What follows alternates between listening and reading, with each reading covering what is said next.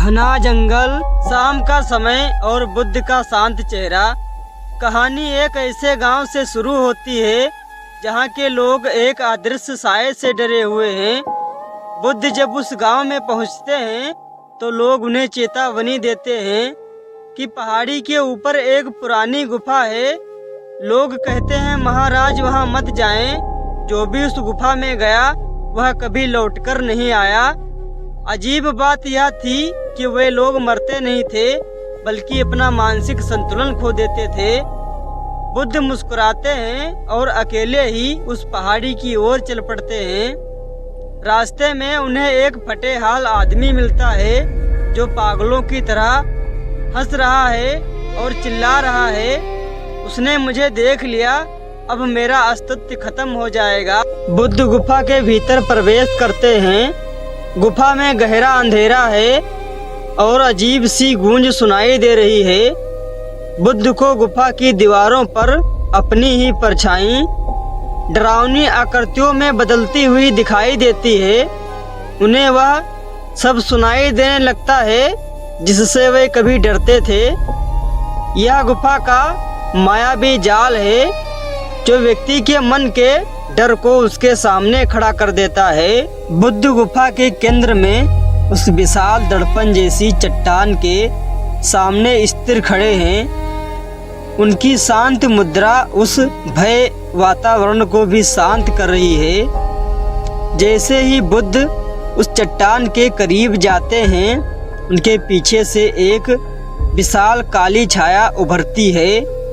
वह छाया बुद्ध पर झपटने की कोशिश करता है, लेकिन बुद्ध विचलित नहीं होते।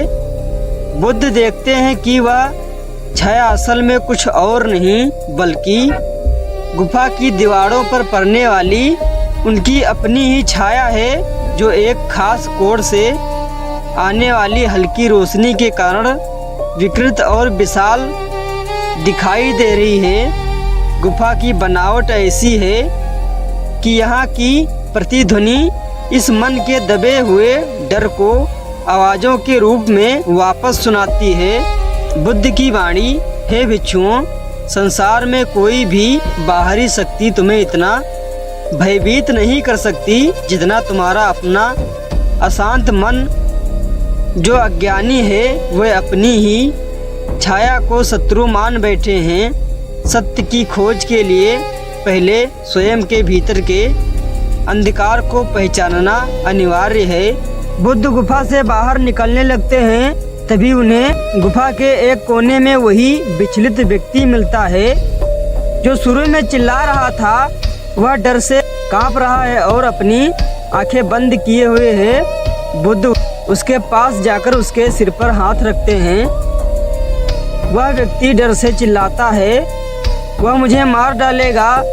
बुद्ध उसे धीरे से कहते हैं, आंखें खोलो और देखो, यहाँ तुम्हारे मेरे सिवा कोई नहीं है। बुद्ध उसे समझाते हैं कि जैसे गुफा की बनावट और प्रकाश का खेल उसे डरा रहा था, बुद्ध उसे उस अदृश्य साये के पीछे का विज्ञान और सत्य दिखाते हैं। व्यक्ति को बोध हो जाता है कि उसका डर केवल एक मानसिक कल्पना थी। बुद्ध की वाणी जैसे जल के हिलके पर प्रतिबिंब स्पष्ट नहीं दिखता, वैसे ही भय से व्याकुल मन सत्य को नहीं देख पाता।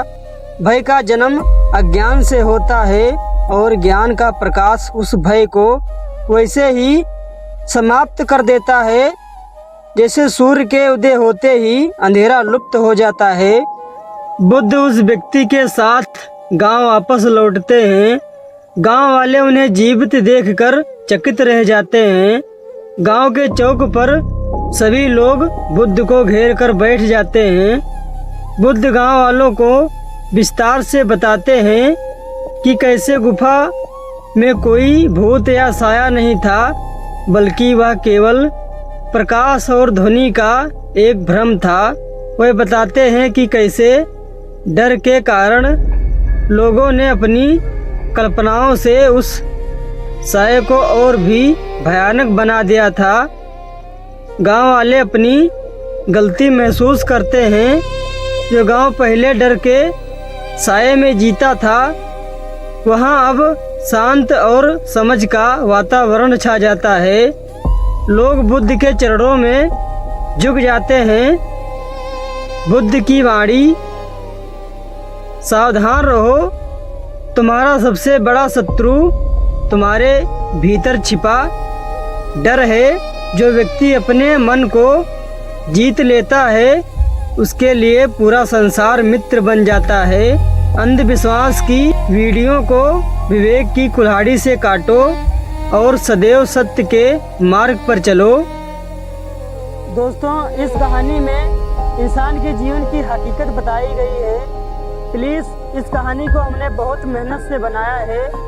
रात भर ईंटा थापा है और उसके बाद 12 बजे ईंटा थाप के जब टाइम मिला है तो 1 बजे तक एक कहानी बनाया है हमने, वो भी 1 महीना बनाया है। प्लीज़ भाई बहनों, ये वीडियो जिसके पास जाती है कृपया करके हमें ज़्यादा से ज़्यादा सपोर्ट करें। हमने बहुत मेहनत किया है। इस कहानी में इंसान के जीवन की हकीकत बताई गई है। प्लीज़ हमें सपोर्ट करो।